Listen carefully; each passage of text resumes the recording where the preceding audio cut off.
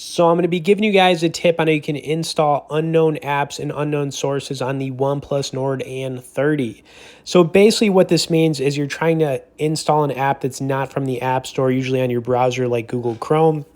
And to make this happen, you just need to go in your settings and you want to click on the password and security option. Okay, so when you go in here, you're going to see the system security. So you want to click there. And then you want to scroll down a little bit to the middle and you're going to see this installation sources.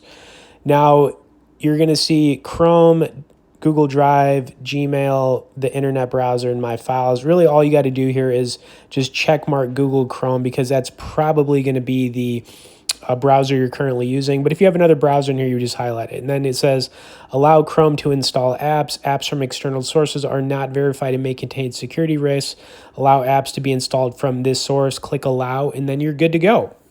Okay, hope you guys enjoyed this quick tip. I also want to point out you can get on our Tech newsletter where we send out one email a week on only the good stuff directly below in the description.